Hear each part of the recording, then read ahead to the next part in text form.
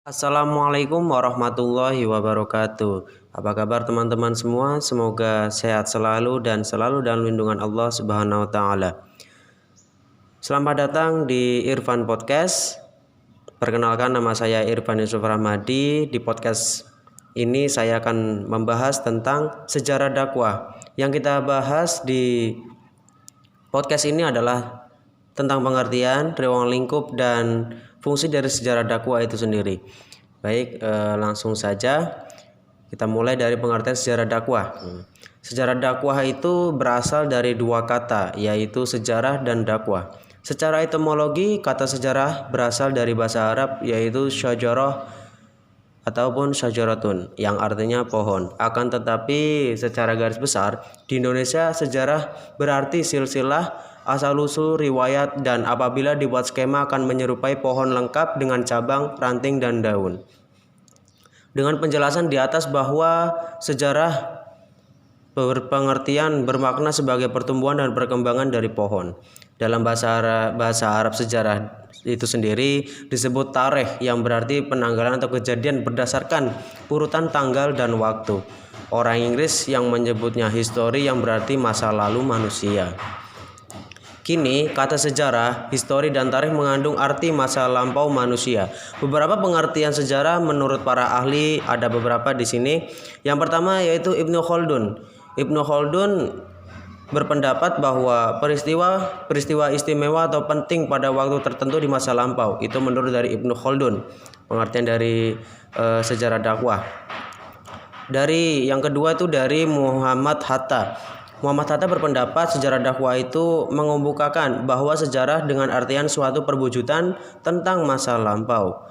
Itu dari Muhammad Hatta. Yang ketiga ada dari Sidi Ghazalba, berpendapat bahwa sejarah dakwah itu gambaran masa lalu tentang manusia dan sekitarnya sebagai makhluk sosial.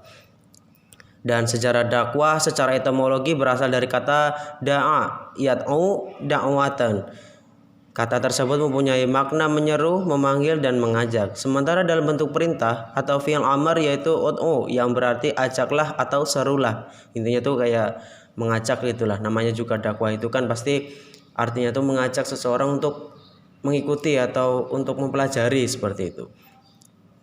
Di sini ada juga beberapa definisi dakwah menurut para ahli.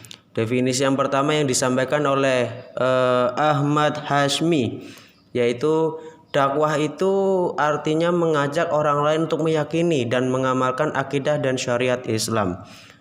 Itu dari Ahmad Hashmi. Maaf kurang jelas namanya juga ini. Terus yang kedua ada dari Abdul Munir Mulkan, yang berpendapat yang mengartikan bahwa sejarah dakwah itu adalah mengubah umat dari suatu situasi kepada situasi yang lain yang lebih baik di dalam segala kehidupan dengan tujuan merealisasikan ajaran Islam di kehidupan sehari-hari.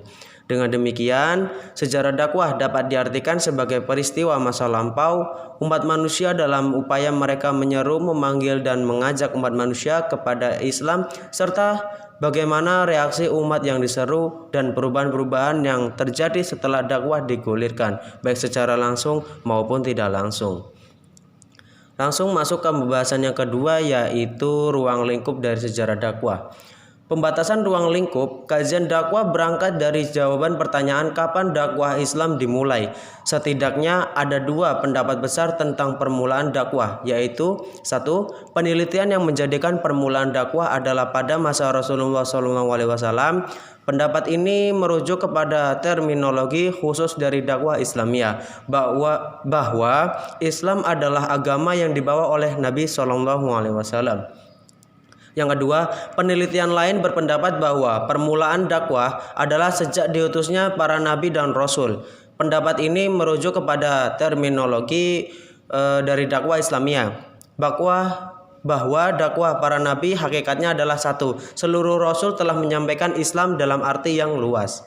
Sebenarnya pendapat dari dua itu tidak berlawanan kalau kita merujuk kepada salah satu dari dua makna Islam, yaitu makna umum dan makna khusus. Jika kata dakwah tidak dikaitkan dengan kata lain, maka sejarah yang dimaksud adalah umum, mencakup dakwah seluruh rasul dan dimulai sejak rasul pertama diutus untuk manusia. Apabila kata dakwah dihubungkan dengan kata Islamiyah, maka yang dimaksud adalah sejarah dakwah yang dimulai sejak diutusnya Nabi Muhammad SAW. Jadi seperti itu. Bagi peneliti yang berpendapat bahwa sejarah dakwah Islam dimulai sejak adanya Rasul, mereka memulai kajiannya dari dakwah Nabi Nuh alaihissalam. Alasannya karena Nabi Nuh merupakan Rasul pertama yang diceritakan oleh Al-Quran tentang aktivitas dakwahnya. Sedangkan Nabi Adam alaihissalam tidak diutus kepada seseorang. Dia diturunkan ke muka bumi ini untuk memulai sejarah panjang kehidupan anak manusia dan menjadikannya sebagai khalifah di muka bumi. Tidak ada kata asar yang menjelaskan tentang kenabian Adam alaihissalam. Yang ada hanyalah cerita Al-Quran tentang anaknya Qabil dan Habil yang melakukan kurban. Dalam cerita itu dikisahkan tentang perpinjangan di antara mereka berdua. Dari cerita itu kita mengetahui tentang keimanan dan kesolehan salah satu di antara dua saudara tersebut. Berdasarkan dua pendapat di atas tadi yang sudah saya jelaskan, maka bahasan sejarah dakwah seharusnya dimulai sejak dimulainya dakwah, yaitu sejak zamannya Nabi Nuh alaihissalam sampai sejarah dakwah dunia Islam modern. Untuk lebih jelasnya, ruang lingkup tersebut dibedakan menjadi 5 elemen, yaitu sebagai berikut. Pertama, subjek dakwah. Ruang lingkupnya mengkaji para tokoh sebagai pelaku dakwah. Yang kedua, metode dakwah. Ruang lingkupnya mengkaji metode dakwah yang dilakukan. Yang ketiga, media dakwah. Ruang lingkupnya mengkaji media dakwah yang digunakan. Yang keempat, materi dakwah. Ruang lingkupnya mengkaji materi dakwah yang disampaikan dai kepada penerima dakwah. Yang kelima, objek dakwah. Ruang lingkupnya mengkaji masyarakat sebagai penerima dakwah. Masing-masing bagian ditinjau dari segi historis sehingga dapat dilihat kelebihan dan kekurangannya yang kemudian dijadikan rujukan untuk kepentingan dakwah ini dan pada masa saat yang akan mendatang, maksudnya seperti itu. Dengan melihat kisah-kisah dakwah pada masa lalu diharapkan dapat menjadi pelajaran bagi subjek dakwah atau umat Islam secara keseluruhan. Kita langsung bahas ke fungsi sejarah dakwah. Fungsi sejarah dakwah. Dalam Al-Quran banyak kisah yang mengandung nilai-nilai sejarah yang dapat menjadi pelajaran bagi umat manusia. Antara lain terdapat dalam Quran surat Al-Imran ayat 137 yang isinya itu ayat tersebut memerintahkan kepada umat manusia untuk memperhatikan akibat orang-orang yang mendustakan rasul-rasul. Adapun fungsi dari mempelajari sejarah dakwah antara lain, yang pertama, untuk mengetahui bagaimana strategi perjuangan para rasul dan kegigihan mereka dalam menyebarkan dakwah tauhid. Yang kedua, mengidentifikasi penyakit umat setiap zaman dan bagaimana mencari keluar dari penyakit tersebut. Menentukan sikap dalam berdakwah dengan bercermin dari sejarah yang benar, itu yang ketiga. Yang keempat, mengetahui faktor kemajuan dan kemunduran dakwah dari masa ke masa. Yang kelima, untuk menumpuk semangat perjuangan para dai. Yang keenam, mengetahui sejauh mana dakwah Islam telah dapat mempengaruhi dan merombak jalannya sejarah. Yang ketujuh, memprediksi apa yang akan terjadi dengan peran Islam di masa mendatang dengan rangka penataan kehidupan masyarakat baru. Sejarah dalam Al-Quran adalah sejarah yang mengungkapkan tentang siklus kehidupan dan sunnatullah yang tidak pernah berubah. Al-Quran selalu mengungkapkan pertarungan antara hak dan batil, di mana yang hak pasti menjadi pemenangnya.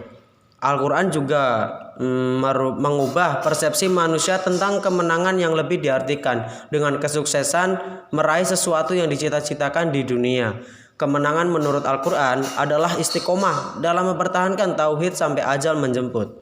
Dalam Al-Quran banyak dikisahkan kepada kita tentang tingkah laku umat manusia terdahulu yang durhaka dan akhirnya mendapat azab dari Allah Subhanahu wa taala, dan bagaimana usaha orang-orang soleh pada zamannya untuk menyelamatkan kaumnya dari azab Allah Subhanahu wa taala. Terus jika jika Allah Subhanahu wa taala telah mendidik Nabi Muhammad SAW dengan sejarah nabi sebelumnya, maka penerus dakwah hari ini seharusnya lebih bersemangat untuk mengambil inspirasi dari dakwah mereka. Apalagi zaman sekarang ini yang telah dipenuhi dengan kemungkaran, bid'ah, kerusakan akidah dan berbagai penyakit hati lainnya. Dengan mengaji sejarah, kita dapat memperoleh informasi tentang aktivitas dakwah dari zaman Rasulullah sampai sekarang. Di samping itu, kita juga dapat mengetahui segala sesuatu yang terjadi mengenai ide, konsep, institusi, sistem, dan operasionalnya yang terjadi dari waktu ke waktu. Dengan mempelajari sejarah dakwah, kita dapat memahami perkembangan dakwah dalam mengambil manfaat untuk menyelesaikan problematika pada masa kini. Kita pun memiliki sikap positif terhadap perubahan-perubahan sistem dakwah yang dilakukan sekarang untuk perkembangan dakwah pada masa mendatang. Kesimpulan dari podcast tentang sejarah dakwah ini, materi tentang sejarah dakwah ini adalah sejarah dakwah memberikan informasi tentang aktivitas dakwah para nabi dan rasul sampai kepada Rasulullah SAW. Bahkan sampai saat ini, sehingga para penerus dakwah pada hari ini seharusnya lebih bersemangat untuk mengambil inspirasi dari sejarah dakwah yang dari masa lalu untuk menghadapi tantangan dakwah dewasa ini senantiasa diliputi kemungkaran bid'ah, kerusakan akidah, agar umat manusia yang menerima dakwahnya memperoleh kebahagiaan dunia dan akhirat.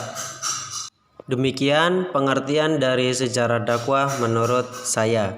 Terima kasih telah mendengarkan Irfan Podcast. Untuk materi lainnya bisa like, comment, and share. Terima kasih. Wassalamualaikum warahmatullahi wabarakatuh.